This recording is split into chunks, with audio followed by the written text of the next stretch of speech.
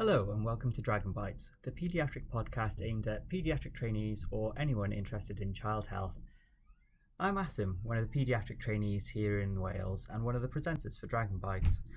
This week we've got a special episode for you about a novel idea from South Wales to improve engagement in paediatrics with medical students and hopefully to improve recruitment to paediatrics in the long term.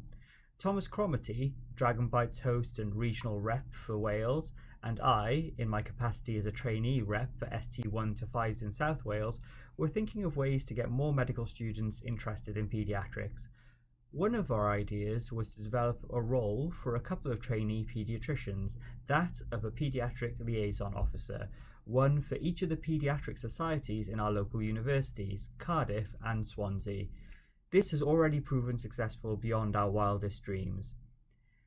This episode, Jordan Evans, Paediatric Emergency Medicine Grid trainee and the Paediatric Liaison Officer to Cardiff University, and Alex Richards, Year 5 medical student and recent president of the Cardiff University Paediatric Society, or CUPS, tell us about the advantages of having a Paediatric Liaison Officer and, even more excitingly, the project they developed together, World CUPS, where paediatric trainees could recruit medical students to help them with their various projects. We're also joined today by our newest Dragon Bytes host, Rebecca Jones. Anyway, let's get started.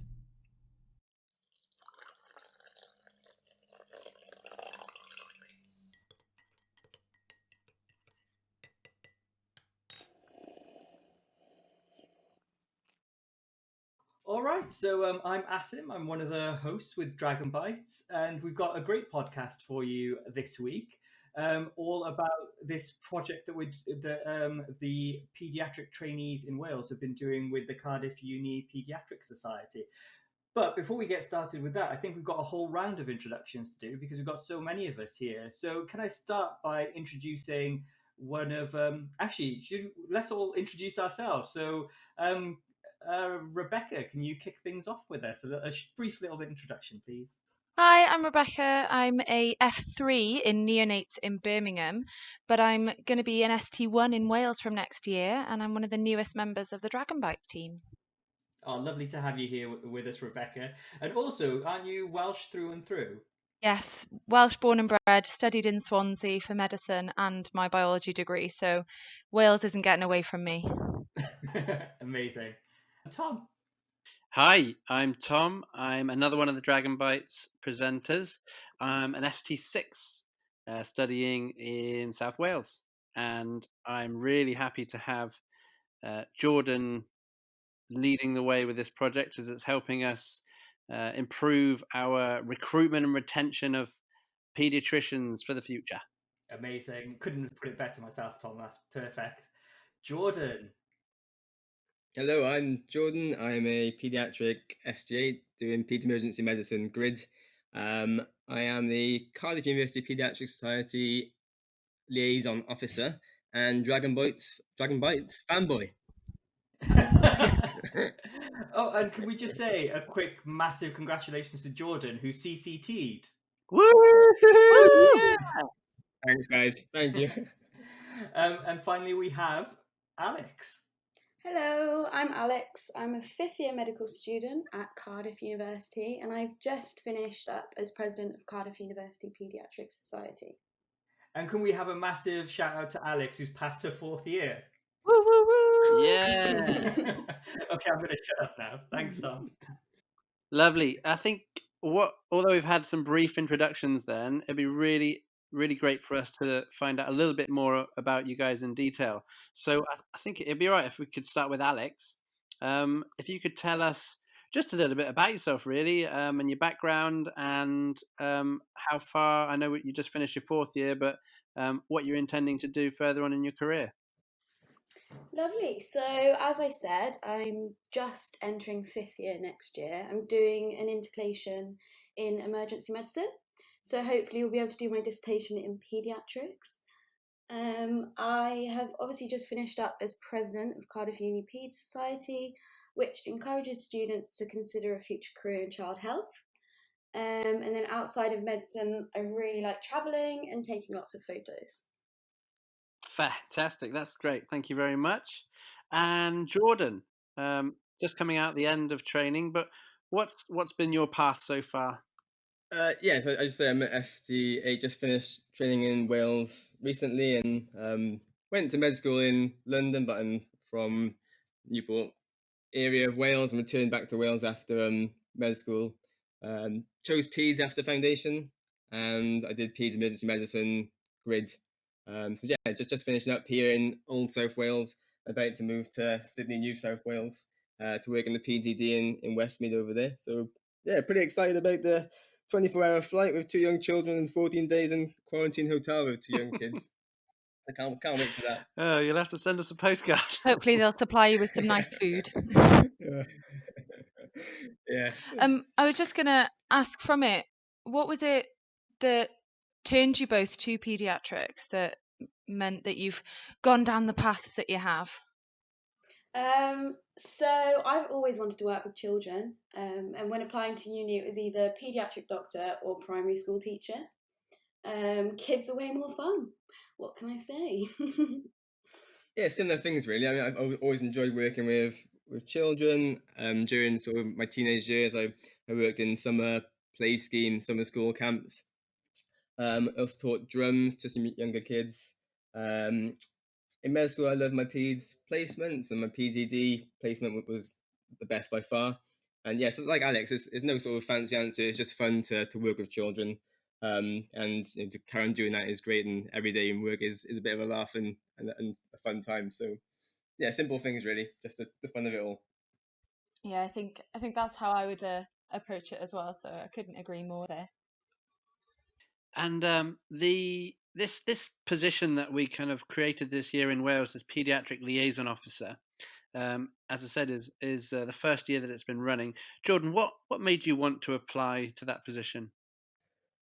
Quite well, a few things. So I'd previously been a clinical tutor for the 4th year students on their PEDS block, and I'd been a supervisor or tutor for the specialist choice modules that some of the students in Cardiff do. That was really rewarding, and this is sort of an opportunity to continue to teach students who are already interested in PEDS and develop my own sort of skills in teaching. So yeah, so part of the educational role was one aspect. And also just having good relationships with working paediatricians for myself certainly sort of cemented my love of the specialty. And as an undergraduate, and this was an opportunity to provide some mentorship and recruit the next generation of paediatricians. Yeah, so possibly it was quite a selfish thing. I mean, we've all worked on these rotas with massive rota gaps, and I didn't really fancy being a hybrid consultant. So it's purely selfish reasons, really. And Alex, I know that you're recording this from, where are you? In Oxford. In Oxford. Yeah. And Jordan's down in Newport, so there's a big gap between the two of you. So you're allowed to say whatever you like to this question. But what's it like having Jordan as a liaison officer? He has actually been incredible from the word go, really. I was on the Paediatric Society the year before last as the events coordinator, and I always struggled to find contacts and people to help out with events and talks, and Jordan has literally sorted me out with everyone I need. He's been really useful with our first ever national conference as well as obviously our research initiative. He's just been, incredible. So thank you so much, Jordan. Thank you, Alex, for the kind words. But being from Newport, you've got to say nice things, otherwise there'll be consequences. And also, Alex recognises that there's a future boss in Jordan. Well, yeah, if he's going to Australia. And that's fab. So I can see that the two of you have been working really well together. What kinds of things have you managed to accomplish so far? So we have established our research initiative, which is called World Cups. We have hosted the first Welsh National Paediatric Conference, and we've had over 120 members to join in with all our volunteer schemes, fundraising and academic events, and Jordan has been central to pretty much all of them. Fab. And the cups itself, is that, so that's the Cardiff University Paediatric Society. Is that just for medics, or is that for multidisciplinary group? Yeah, all healthcare students. We also have some psychology students, and I think we interested some English lit students this year. Amazing. Brilliant. Yeah. Which is, yeah.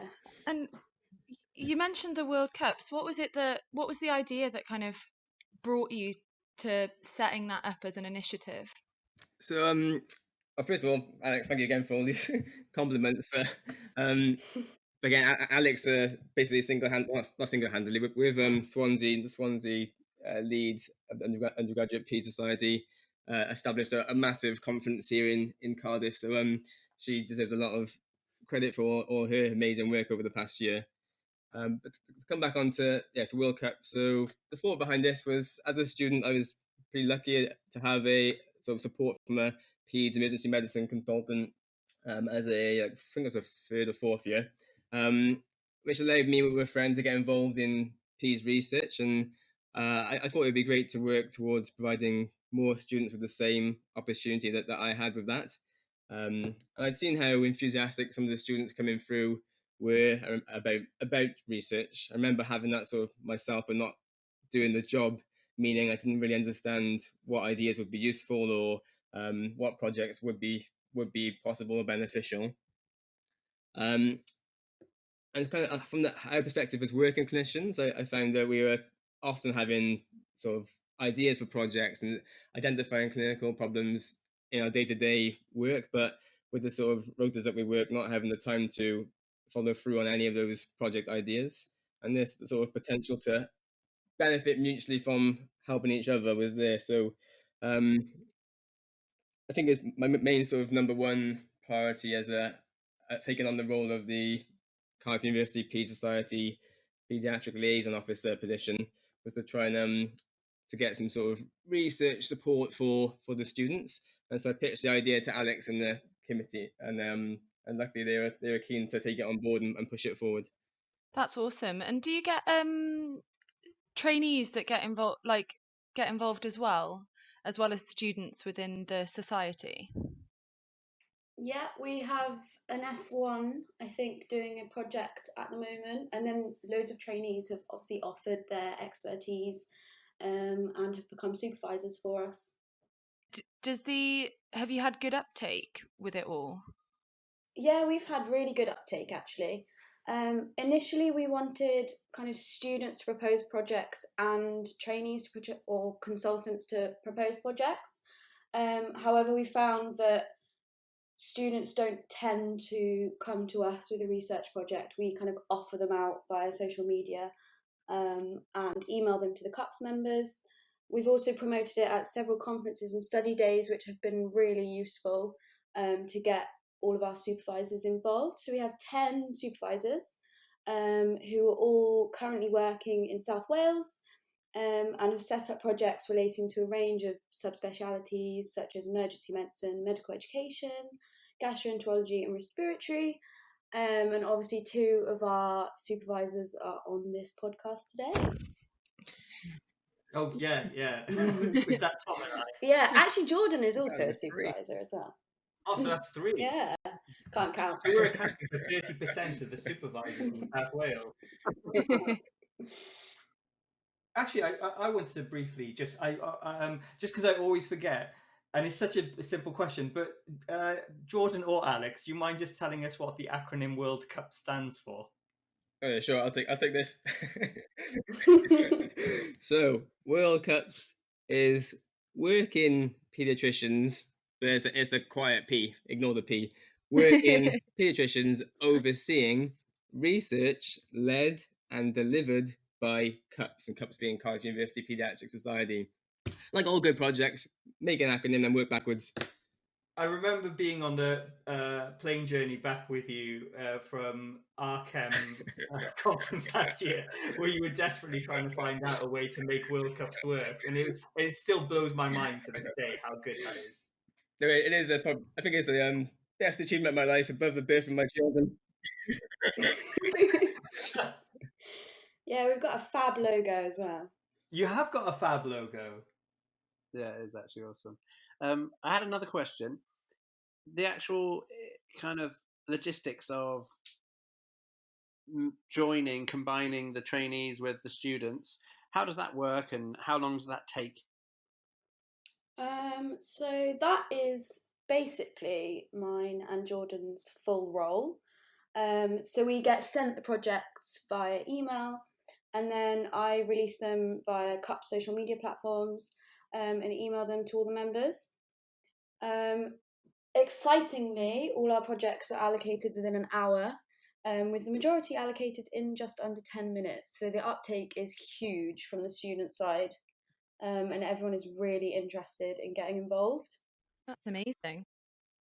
Yeah, I think the last project that I submitted was to do with the professional support unit, and I think it was a world record 2 minutes. Yeah, that was impressive. I think the word publication or presentation might have helped.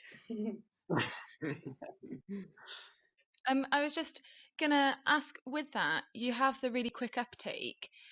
Generally, is everyone pretty good at actually getting the work done for you guys, or do you have trouble having to chase people? So we started in November and we've had 2 projects finished. So we've got 17 in total, I think, and they're still kind of ongoing. But we haven't had any problems, not that we've heard of anyway. I think COVID's obviously had quite an impact as well. There's projects that I was trying to lead on, which have just basically been shelved during COVID. Yeah. So that's going to have an effect. But we've been quite open with people. So we gave a brief sort of background of the proposed project idea. Then we put the student in touch with the supervisor to have further discussions, and at that point, it's free and open for people to withdraw their interest and say, actually, I've here's some more detail, and it's not quite for me. And we make it clear to the students and the supervisors that is the case as well. So there's no pressure to have to commit once you said you're interested. But we found that this, as I suggested earlier on, that students are really enthusiastic and really do want to follow through it and complete projects. I'm glad to hear it, because I know as a student myself, like, I'd have been terrified trying to get involved. So having this support must be amazing for all of the people involved. So that's good. And I suppose if you or other deaneries wanted to put together this kind of this project, essentially, how would you advise them to kind of get started? Where were some of the barriers that you might have had, just to kind of let them reach this zone quite quickly? So, firstly, I would say gain lots of interest, with particularly supervisors, because students obviously are all really keen, but proposing a project to students is way more valuable than the other way around, we found. So go to conferences, study days, promote yourselves via social media, any way that you think suitable, just to gain lots and lots of interest and potential projects. Okay. I'd just say just sort of tips for other places who want to start something similar is making sure the projects are achievable. Again, this is work outside of the undergraduate curriculum, so which is already pretty busy. So making sure this is a actually achievable project in a reasonable time frame is important. One of the other things is, as we suggested, the interest is massive. So initially we started offering the project to people who emailed. So Alex and I would advertise a project and then spend the rest of the day replying to lots and lots of emails, apologising that the project had already been allocated. So I think we sort of moved and developed and learned and moved to having sort of first come first serve via Facebook or Twitter comments, so that people could actually see that the project was already allocated. And that saved a lot of workload for us, having to send lots of apologetic emails to disappointed students. So there are 2 things that occurred to me listening to you and Alex there, Jordan. So have I got this right? It seems to me, Alex, that is the bottleneck for the project uptake more proposals from supervisors than it is interest from medical students. Yeah, definitely. We did open it up to get students to propose their own projects, but think it's hard when you don't really have much clinical experience in paediatrics. You don't really know where the quality improvement needs to come from or what audits are already in place. Yeah, I suppose, Jordan, you mentioned something similar to that earlier. It's hard, isn't it, when you're a student to know where you need to focus your efforts for a project? Yeah, definitely. Until you're doing the job day in, day out, and you start to see the clinical questions that arise and places that need improvement, it's really hard just to, out of the blue, come up with an idea if you're not working that job. So I think for us as trainees and as fully qualified paediatricians, we're in a position to to think of the projects and the work that needs to be done. And there's a massive bank of students who are willing to help us achieve those things, and in the sort of same time improve their own skills and knowledge of research and QI and develop themselves. Amazing. Alex, just I mean, just anecdotally, so Tom and I came up with the idea of a paediatric liaison officer towards the start of the last academic year, because we were thinking of ways we could improve engagement with medical students and thereby, you know, in an almost self-serving way, improve recruitment and recruitment to the paediatric program, because we want as many people coming to paediatrics as possible. Do you, from what you've found chatting to your fellow medical students who've taken part in this, do you think this has helped at all in terms of improving interest? Definitely. I think having an accessible paediatrician, which I can say is very hard because we have, they're called SSCs every year, and paediatrics is definitely one of the more competitive ones, and supervisors are really hard to find. So having Jordan just there to answer loads of questions about careers, what to put on your CV, has been really valuable, and the feedback has been amazing. Fab, thank you. And then I had one final thought about what you were saying then. It seems that perhaps a key element of getting people engaged with this and getting you really, getting these projects sold so quickly was social media. Is that the way we need to be engaging with the new generation of soon-to-be doctors? I think so, yes. I think social media is obviously the way forward and the future, and also the kind of easiest platform to kind of promote pediatrics, I would say. Obviously, events are great, but we have to promote those via social media and to our members first anyway. So, Sorry, just to jump in there. Um, which, if we're talking about social media, which platforms do you think are the most important to capture the kind of, well, I was going to say the young generation, but the medical students, because we tend to use Twitter for lots. Well, I for lots of my kind of uh, med ed stuff. Uh, do you guys use Twitter a lot, or should we be focusing on the Instagrams and whatever else the kids are doing? I mean, personally, Tom, I've been doing a lot of TikToks. Yeah. I would like to see those. I would say it definitely depends on the year. So my year used Facebook quite a lot. Also use Twitter. There's quite a lot of medic student engagement on Twitter at the moment. But I would say my sister's year, who she's just done her A levels, she's definitely Instagram and TikTok. So I guess it's changing depending on how old kind of you are. Yeah, we're not all as old as Jordan, I suppose. And sorry to jump in, but I guess there's a different benefit from each platform, isn't there? Because I know for us, being a small cohort when I was in university, having Facebook groups is an easy way to promote, whereas Twitter, you can't really create an event. But it's definitely changed through my time from student to foundation doctor. No, I completely agree. I think Facebook is definitely the easiest platform for events, and that's how the majority of societies at Cardiff still do it. But I think Twitter is more like you can access a lot more people. I had one question. Sorry, guys. So one of my thoughts was just, where do you guys see World Cups going next? I know COVID has thrown a massive spanner in the works for progress of everything in life at the moment, but where do you guys see World Cups going in the future? Well, I hope that it'll just continue and grow locally in not only Cardiff but South Wales. I still meet people and trainees who who discuss their ideas and projects, but never actually go any further forward with them. And this is an opportunity to easily do that, whilst helping other people improve their skills, their knowledge, and hopefully help them into pediatrics as a career.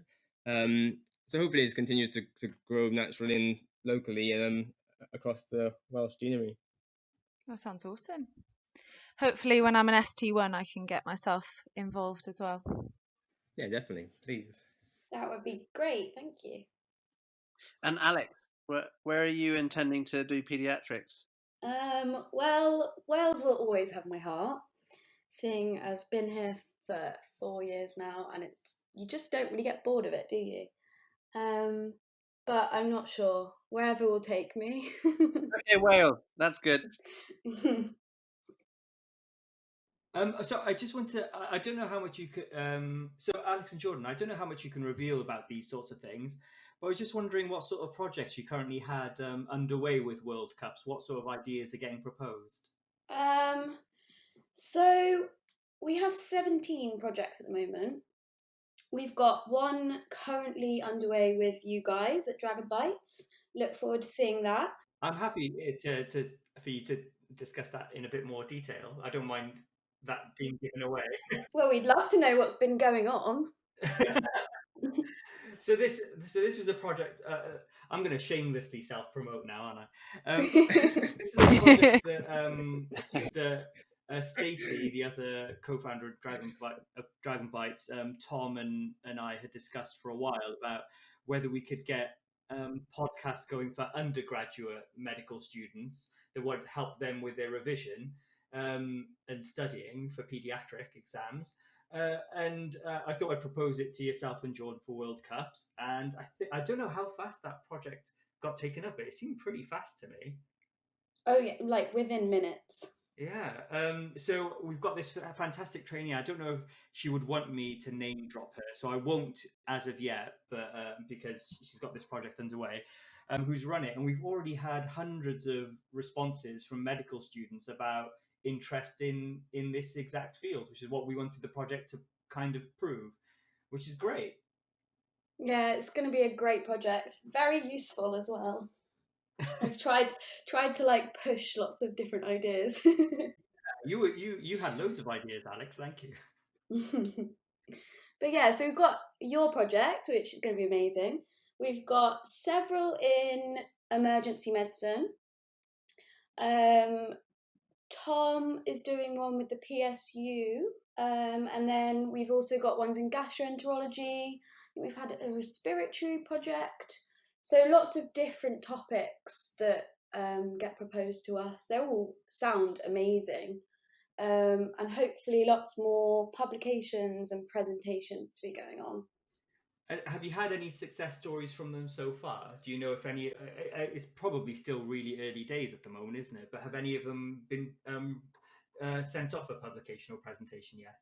Yep, so we've got one published in the ADC. Oh, and out of interest, who was involved in that one? That would be Jordan and myself. And then we've had another one who presented at a national conference, the trainee paediatric conference that happened a couple of weeks ago. Oh, amazing. It was a really good presentation. So, Alex and Jordan, what was your article? I mean, congratulations on getting a publication in ADC. What was your article about? I know what your article was about, but for listeners, what was your article about? So again, this is a natural sort of progression of other questions. So during my PICU placement, we had a child who had a chest drain in situ, asked to remove the drained by the consultant and asked to get a chest X-ray post removal of the chest drain. So I just wondered, what is that worthwhile? Is that useful? What's the evidence for that practice? So that was the clinical question we looked into, was in children who have the removal of a chest drain, is a chest X-ray post removal beneficial, essentially? And Alex did an amazing job at looking into that and answering that question. Yeah, so we found that it's not necessary in children who are asymptomatic for removal of chest drains. However, if the patients are symptomatic and potentially have a pneumothorax, then a chest X-ray is beneficial. That's awesome. I guess that saves so many children having unnecessary radiation. So that's really awesome. Thank you. So, guys, you've obviously got loads of really exciting things going on. If there are any trainees or students out there that want to get involved, how do they get in touch with you lot? So if you've got a project proposal, you can email us on worldcupsresearch@gmail.com. I'm not sure if Asim can put that in the sort of text for the podcast, but it's worldcupsresearch@gmail.com, or you can contact Alex or myself on Twitter or Facebook or whatever. Perfect. Thank you very much. Well, if we've interrogated these two as much as we'd like, then I would just like to say thank you. Yeah. When Asim and I kind of thought about creating this position of the trainee liaison, I don't think we ever really thought that it would turn into the kind of the kind of beast that it is now, creating all these projects, getting lots of students involved in pediatrics, and hopefully getting them into training. But then also, we're getting these fantastic projects done that are having effects on improving care that's being delivered to children. So yeah, I don't know about you, Asim, but I never really thought that it would go this well, really. It's mind blowing, and and that is largely in part due to Alex and Jordan and the fantastic Cups team. I mean, they took a small idea from the two of us and turned it into a whole other beast. Yeah. Well, thanks very much for coming in and talking about it today, Alex and Jordan, and thanks, Rebecca, for helping us interrogate this pair. And we'll see you again on another Dragon Bytes episode. Yeah, thank you all. Thanks, Alex, for all your hard work over the past year, and thank you guys for the pleasure of being on your famous podcast. Thank you guys for having us. We've had a really good day. Thank you guys for coming and speaking with us. It's been amazing chatting to you guys, and it's definitely inspired me to get involved even more. Thanks for joining us. Keep up the great work, and we'll see you again soon. And can I give a massive thank you to our hosts for this episode, Tom Cromarty and Rebecca Jones, as well as our special guests, Jordan Evans and Alex Richards. Hopefully that inspired some of the paediatric trainees out there to try something similar with their local universities. If you're interested in setting up a Paediatric Liaison Officer, please either contact myself or Thomas Cromarty, both available either on Twitter or on the Dragon Bytes websites, www.dragonbytespodcast.com. Remember, that's bytes with a Y. If you're interested, however, in setting up something similar to World Cups and want to know more about that, please contact Jordan Evans, Alex Richards, or the Cardiff University Paediatric Society. They're all available on Twitter, or if you don't use Twitter, just let us know on the Dragon Bytes website and we'll pass your information on to them. Anyway, thank you for listening, and join us again next time for another episode of Dragon Bytes.